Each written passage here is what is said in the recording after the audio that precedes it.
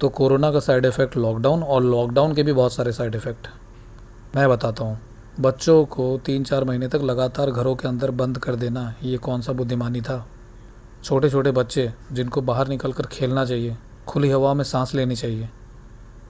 आपको पता है कि हमारे देश में ऐसे कितने घर हैं जो एक छोटे कमरे में 6-6, 7-7, 8-8 लोग रहते हैं। अगर वो सभी एक कमरे में बंद रहे पूरे दिन, तो उनकी क्या हालत होगी। और अगर वो 3-4 महीने तक इसी कमरे में बंद रहे, तो उनके शारीरिक और मानसिक विकास का क्या होगा, ज़रा अंदाज़ा लगाइए। और यही तो पिछले 3-4 महीनों में हुआ है। घर में पति पत्नी के बीच झगड़े बढ़ गए हैं।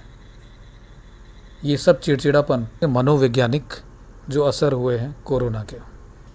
सामाजिक जीवन में, लोगों के स्वभाव में आए मनोवैज्ञानिक बदलाव को तो आप सभी जानते हैं, क्योंकि आप सभी समाज के बीच रहते हैं।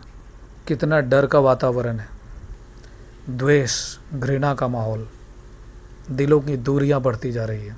कोरोना के पेशेंट को लोग अछूत की तरह व्यवहार कर रहे हैं। मैंने अपने आज तक के जीवन में इंसान का इंसान के प्रति इतना बुरा व्यवहार कभी नहीं देखा था।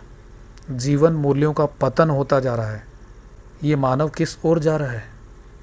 आपने देखा होगा, अक्सर आप दुकान पर सामान लेने जाते हो तो एक बैरियर लगा के रखते हैं, सामान यूँ फेंक कर देते हैं, जैसे कुत्ते को बिस्किट देते हैं ना, ऐसे। ये चीज़ें सिर्फ बॉडी लैंग्वेज नहीं है, इसका प्रभाव हमारे मन पर पड़ रहा है। तो लोगों की मानसिकता ख़राब होती जा रही है, इंसान को इंसान की तरह ट्रीट नहीं कर रहे। अगर आज एक व्यक्ति समाज में कोरोना पॉजिटिव हो जाता है, वैसे भय का वातावरण बनाया जाता है कि वो व्यक्ति, उसके घर में, उसके आसपास के लोग और उसके दूर दूर तक सब लोग भय के जाल में फंस जाते हैं।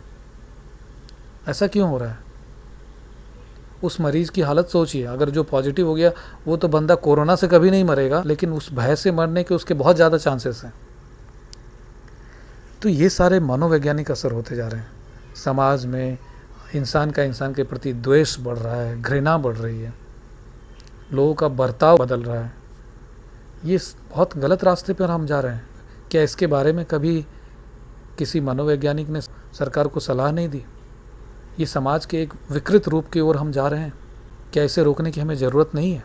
क्या यही तो चाइना का मकसद नहीं था, आर्थिक रूप से देश को कमज़ोर कर देना और मनोवैज्ञानिक तौर पर लोगों के बीच वैमनस्य का भाव बढ़ना, लोगों के बीच प्रेम खत्म होना। क्या चाइना ने इस फिल्म की स्क्रिप्ट बहुत पहले ना लिख दी थी।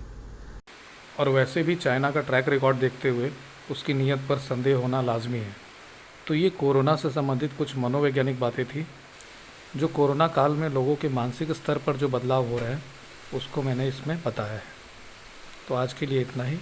धन्यवाद।